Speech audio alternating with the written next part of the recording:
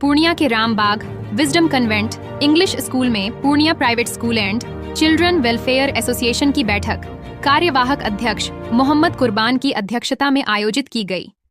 बैठक में बाइसी, बनमनखी, पूर्णिया, जलालगढ़ समेत कई जिले के करीब 150 निजी स्कूलों के प्रतिनिधि उपस्थित थे। बैठक में सर्वसम्मति से आगामी 24 अगस्त को संगठन का चुनाव कराने का निर्णय लिया गया।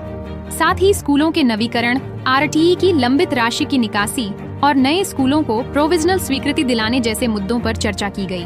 वहीं दीपक चौहान ने कहा कि यह संगठन 2011 में पंजीकृत हुआ था और जिले में यह एकमात्र अधिकृत संगठन है। इसमें 170 सदस्य शामिल हैं और यह निस्वार्थ भाव से स्कूलों की समस्याओं का समाधान करता है। बैठक में दीपक चौहान, नईम चांद, दिलीप साह, आरिफ अजहर, अरुण सिंह, शंभू सिंह सहित कई अन्य लोग मौजूद थे। आम सभा में पुरानी कोर कमेटी को भंग कर नए अध्यक्ष और सचिव के पारदर्शी चुनाव की घोषणा की गई। सर बताएं किस तरह ये संगठन काम करेगा शिक्षकों?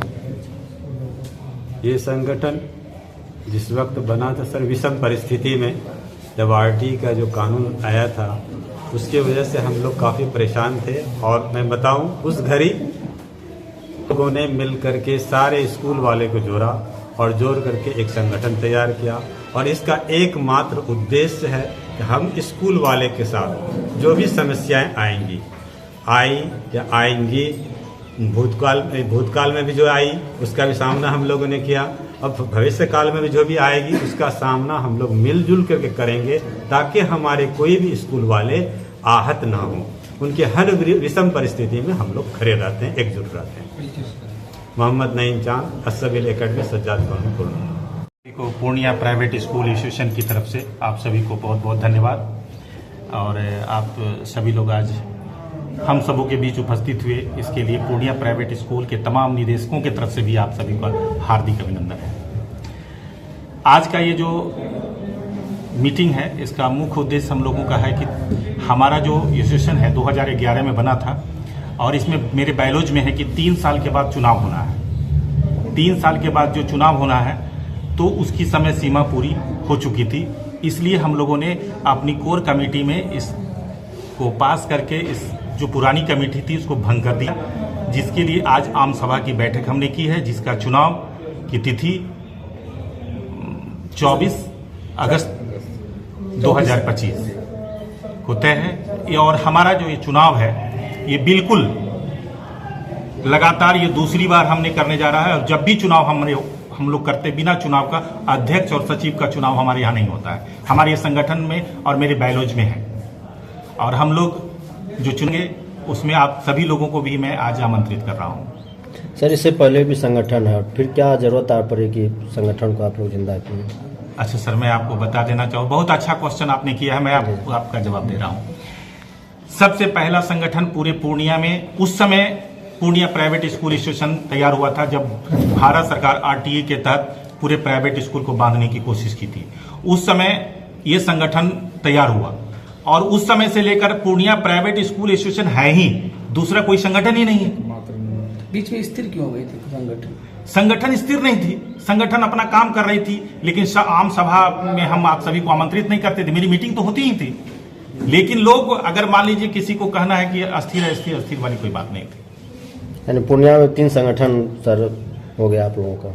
सर मैं बता दूं, पूर्णिया प्राइवेट स्कूल एसोसिएशन का मात्र एक, जिसका रजिस्ट्रेशन है तो वो यही है और कोई नहीं, रजिस्टर्ड है ये। और ये पूरे बायोलॉजी के साथ हमारा ये संगठन तैयार है, इसमें कहीं किसी चीज की कोई कमी नहीं। कितने स्कूल हैं सर इसमें? हमारे यहाँ लगभग 176 है, लेकिन आज जो हुआ है इसमें हमारे कुछ लोग सदस्य नहीं पहुंच पाए हैं, तबीयत खराब होगी कुछ लोगों की। और जो बात आपने कहा कि यहाँ कई संगठन हैं, तो ये जान लीजिए कि पूर्णिया प्राइवेट स्कूल एसोसिएशन निस्वार्थ भावना से काम करता है। और जहां निस्वार्थ भावना से काम होगा, अगर वहां स्वार्थी लोग आएंगे तो चाहेंगे कि भाई ये संगठन से कुछ लोगों को हम तोड़ कर एक नया संगठन तैयार कर लें।